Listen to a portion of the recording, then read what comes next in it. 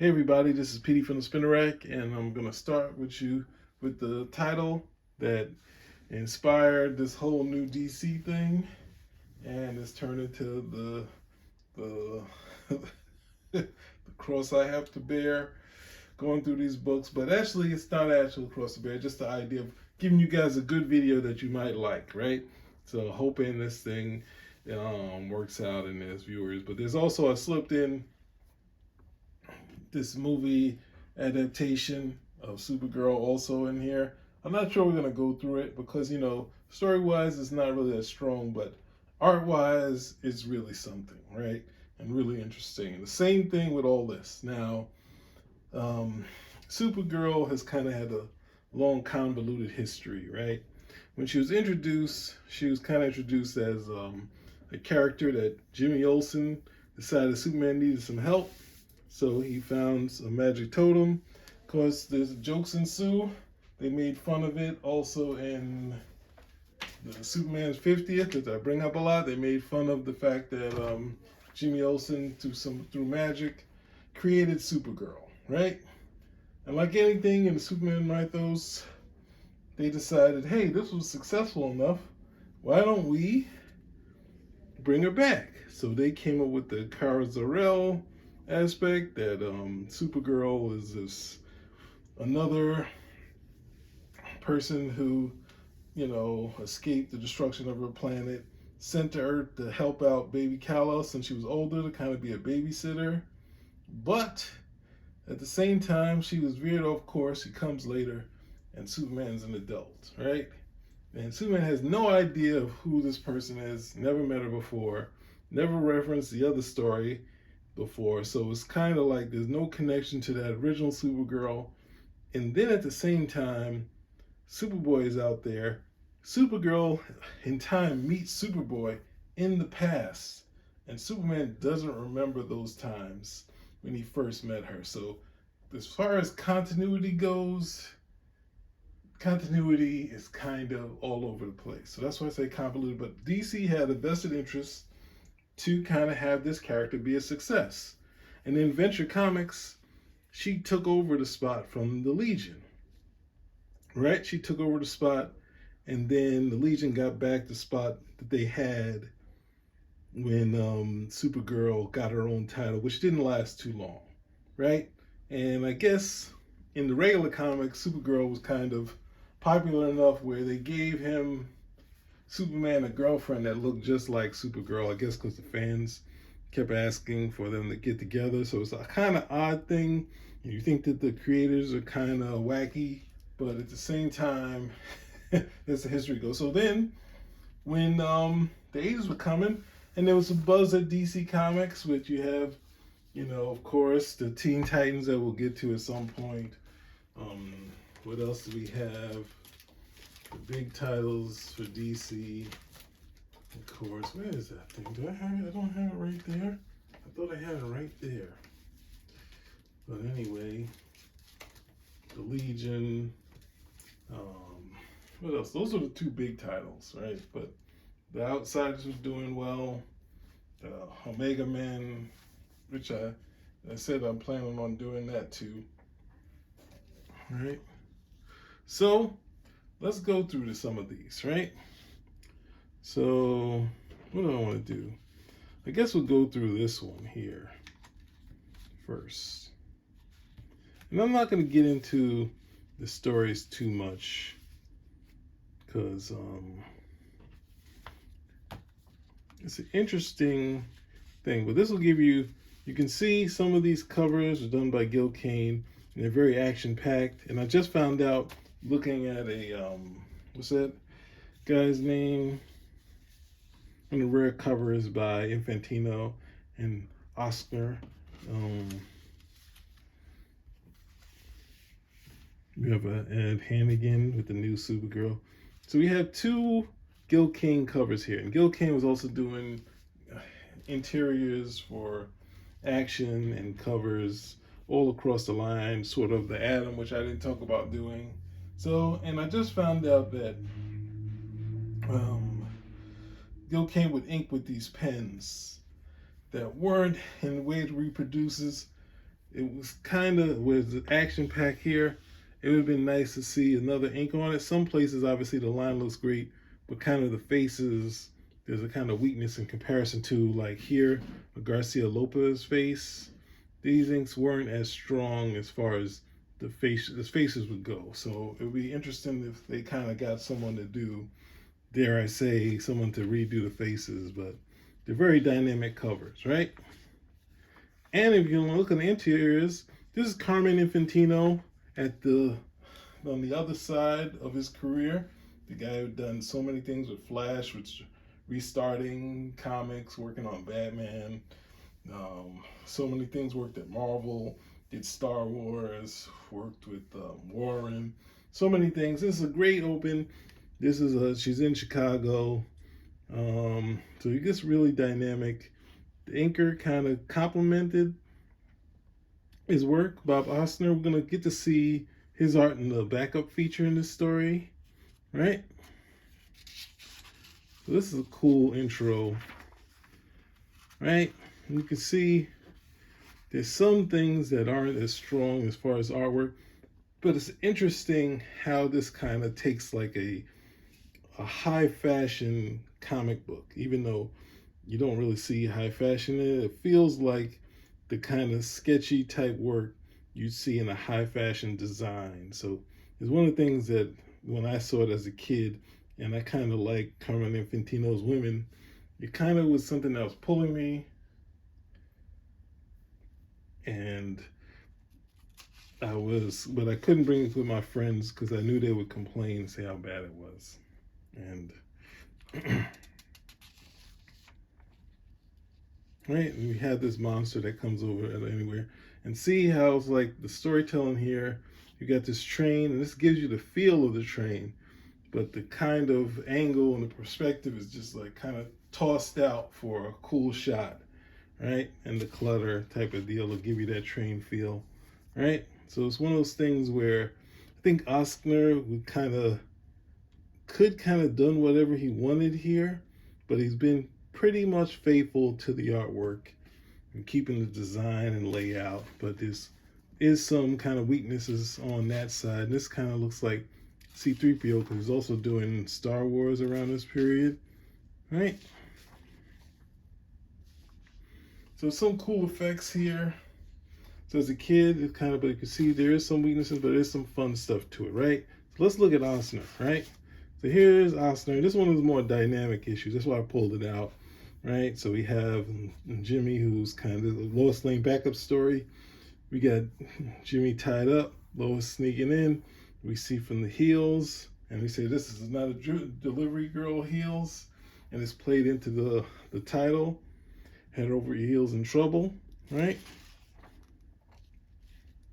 And then Lois, in these sort of backup picture in this period, she was kind of an action slash, reporter type thing. So they do these high drama type things. So it's kind of fun. Somehow Jimmy's able to break out and help it. So this is one of the more dynamic things. He does great kind of, person to person interaction type of stuff. So I just wanted to show you, this is the person inking it. So it would have been kind of cool for the storytelling stuff, the interaction with the people. Maybe let him kind of take the lead on that stuff and kind of rework it. But Carmen Infantino, deserves as a creator from the past all the respect due to him. So let's keep moving on. So we're gonna go back and the rest of this, we're gonna see. Oh, so you can see here, when it came to Superman, they kind of keep him as how he looked like, almost like how, who was it? Dick Giordano would do, right? And then we get Carmen Infantino kind of style on Supergirl. So as you can see, a kind of heavier hand in dealing with Superman. And we kind of show you how costume got kind of wrecked, and then she decides to get this new costume, right? And then we get to, this is going to lead into and some cool panels here, right? So it's kind of rough at parts, but as a kid, it was just like, and it's still kind of something that kind of pulled me in, right?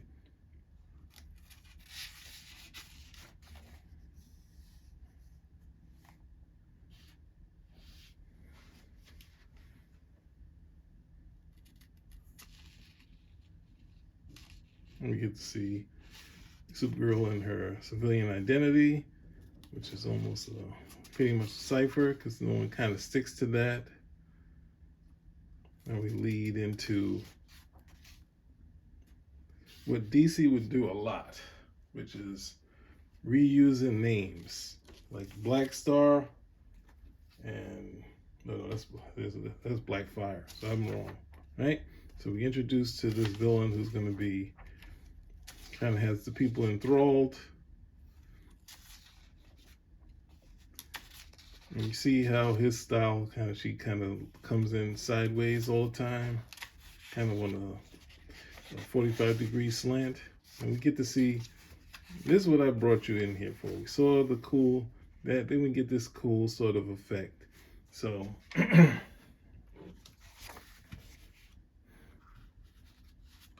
we go to this one, and this is ultimately when I saw this. I think I saw this picture online, and you can get this 23 issues. It wasn't necessarily cheap, and it probably won't be cheap because there's some buzz around Supergirl right now. But you could still get it for possibly 50 or 60 bucks, the whole deal, right? And this is what kind of sold me on getting the whole thing, right? This shot here, and this is kind of like a Kirby type of thing, but kind of the funky Marvel perspective. Got her to the side, right? The kind of the angle, like you see him kind of do this 45-degree angle, which you'd see the characters flying. But then going for this dynamic shot here, right? So this is kind of where I was just like, wow, this is cool. So, and then we get to see the fight, and it doesn't work out too well for Supergirl here. But she kind of stays in there. So yeah, this is really one where I was just like, wow. And why I wanted to look through this and kind of see there is some merit to it. There's some cool stuff. And and it slides away, gives us a civilian identity. And then they run into, like, there's always in comics at this time, this kind of David Hasselhoff, William Katz type of guy with the kind of like that type of hair, right? We get some romance. We get some nice. They did the circle panel before in the last issue, but it still works here, right? So, and getting into it, we find out this leads into it. So this one really they kind of pulled out all the stops. So I wanted to show you this, and then which I thought was really cool. And the last couple I'm going to show you is this is a continuation of, I think, DC Comics Presents, right? And Superman versus the Kryptonite Man. And this is by Eduardo Barreto, right? Paul Kupperberg is the writer of this entire run. He has a book out. I think I have the book here somewhere. We get to see his last issues of Superboy and the scripts for his last issue of Supergirl, and I think a couple other things, right? And when I saw this, I was like, why isn't this guy doing Superman? Right? And he went to more noir type stuff, doing Batman, and he did a Mike Danger for, what was that? Techno Comic Books. He's more of a noir guy. He did the New Teen Titans.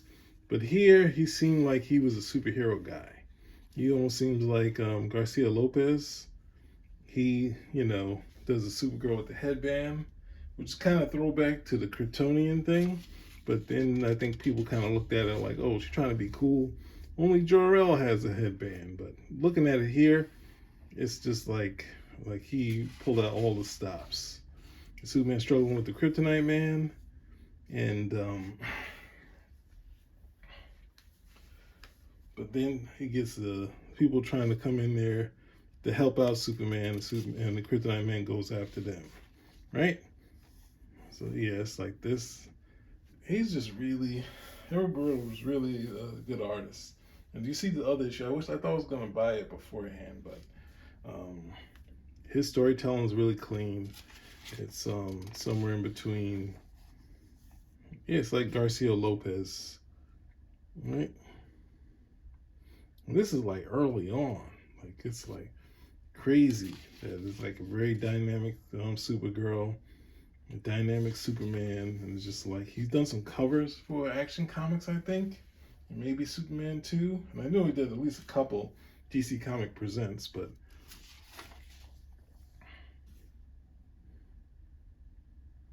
and at this time, at some points, Kryptonites would take him out, and sometimes it would just kind of burn, right? But Superman could still fight and do stuff, even though the new DC. I'm gonna keep talking about that branding, right? You get to see the two of them fighting together, right?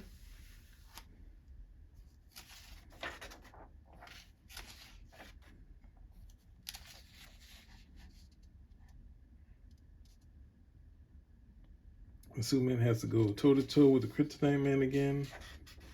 I'm totally against anyone grabbing a superhero's cape. They should never have that happen because the cape is only for a look, right?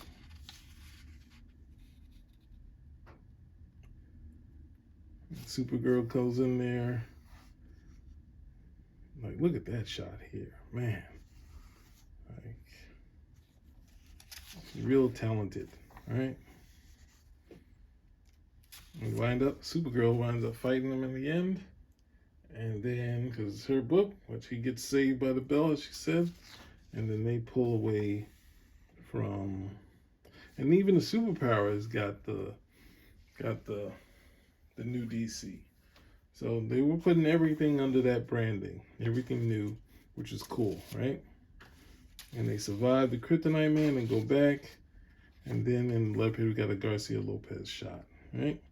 So yeah, that was pretty cool. And then lastly, I'm not gonna go through it because it's really funky, but I just want to show you Grey Morrow doing some Supergirl for the movie. It's just kind of a funky type of story, and you can see the likenesses are really strong, but it's a cool looking book, right? So I know the movie didn't amount to much, but it was interesting seeing Grey Morrow doing Supergirl and some of the effects he used, and her becoming Linda Lee and whatnot, and having the shadow of Superman in there, right? And yeah, this is stuff here I wanted you to see right here. So it seems like it's almost like it's done with pencil and or charcoal, but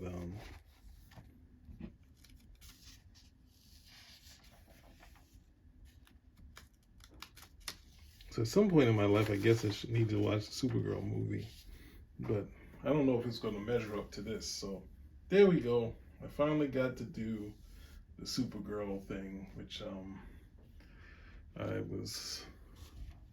inspired this whole thing, right?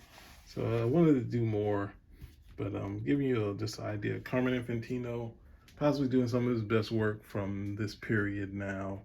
I know there's some other stuff he did. I think She-Hulk, but there we go. We got Gil Kane. What is it? There's only one cover here that I think. Yeah, this is a Carmen Infantino cover. So we have a Edward Barreto. We got a Gil Kane. We got Infantino and Oscar, and I just have to cover this one. Sorry, Garcia Lopez. Right. So yeah, there we go. We got done. Did Supergirl.